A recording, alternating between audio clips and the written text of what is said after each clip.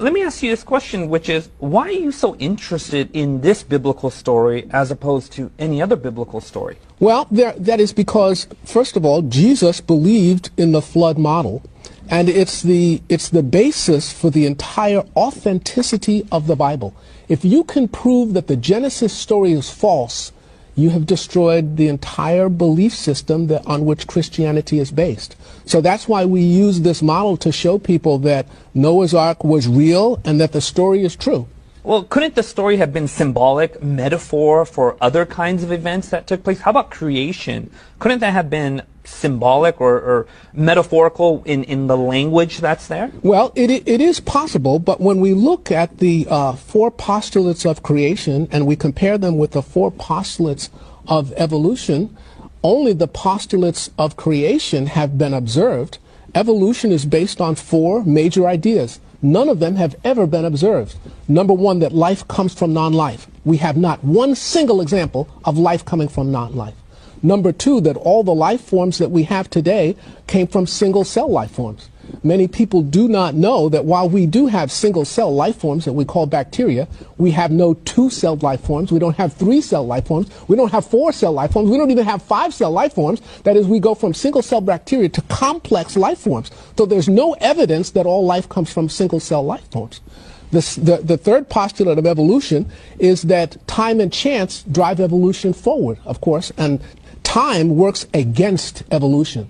The chance of one simple 100-unit protein coming together by accident this is a very big number. Time and chance make evolution absolutely impossible. The fourth postulate that evolution is based on is that what we see today, minor genetic variation in species, is evidence of macroevolution. So because cats are different colors, dogs are different sizes, that means that fish turned into cows. And of course, we know that that's not true because Mendel proved that all the genes that exist today, you can shuffle them around, but there are no new genes that were created.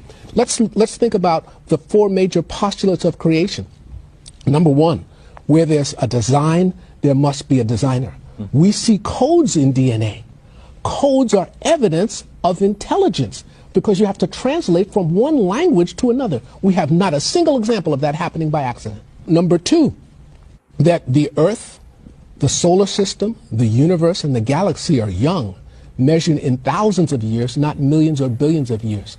Many times people ask me, they say, well, Major, you believe in a young Earth, a 6,000-year Earth. Can you show me that that's true without using the Bible? And I say, absolutely.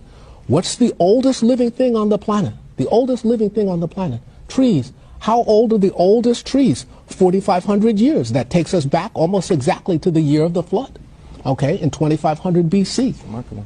Number 2, I'm saying, look at the sky. We call solar nebulae. A solar nebula is what we see from a supernova when a star explodes. It leaves a gas cloud. Because of our radio telescopes that we have now today, we can look deep into space and we can actually count the number of solar nebulae that are there. And how many are there? A supernova takes place about once every 26 years. How many solar nebulae do we have? 6,000 years worth. That's impossible in a universe that is billions and billions of years old. And we have other evidences such as alpha decay that we do in our program that most people don't understand that also shows that the Earth is 6,000 years old. So that's the second postulate that proves that the biblical story of creation is true. Life that we see today are the basic kinds of animals and plant life that were originally created. So we can test that. You can breed dogs, you can breed cats, but you can't breed cats with dogs. So there are limits to how far we can go. And lastly, that is, Earth experienced a worldwide flood in approximately 2500 BC, 1656 years after the world was created. The world is filled with limestone. Limestone is sedimentary rock. It precipitates out of water. The entire Earth was filled with water. Every mountain chain in the world, including Everest, has sea life on top of that mountain. The mountains rose out of the water, so we know that there was a worldwide flood. Let me pose a question to you, and Mark and Lise, feel free to jump in this. And that is this. Most people who don't believe in God aren't card-carrying members of the Atheist Club. They haven't studied molecular biology. Yes. Why don't they believe in God? What is the struggle there? Neil, I'm going to tell you, that's a very good question. My answer to that is probably because most of them has not actually seen the evidence that supports the Bible. And that is my job, to actually show them. You're right. Most people are somewhere drifting, somewhere in the middle. This is a war for ideas. And it's my job to combat these forces of error, particularly in secular campuses and in universities, which is where I work and teach, and show that the evidence supports God's word. God is a God of science. That's fantastic. Pose this question to you guys. Say someone grows up going to a Christian church. Say they have been surrounded by, a church community and pastors who preach sermons. Are there wrong ideas of God that exist? Wrong ideas of the Bible that exist? Well, certainly they do exist, and they exist in church. Many people don't know that some of the largest religious denominations actually support evolutionary theory, and I'm really sorry to hear that. It is important that people test any church that they go to against the Bible to make sure that it is accordance with the truths of the Bible. Jesus believed in the flood story. And he said that he was coming again, and it would be just as in the days of Noah.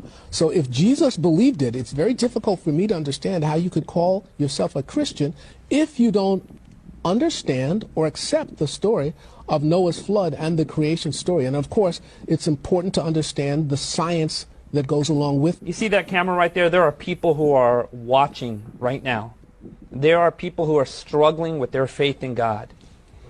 If you were to look at that camera right there and you were to talk to someone who was struggling, who is maybe a skeptic, someone wrestling with doubt, what would you say to them? I would say, hold on. The evidence is there. God is interested in you. He respects who you are. If you read, if you study, if you seek him with all your heart, you will find him. He has promised you that. The evidence is there, and I am here to help.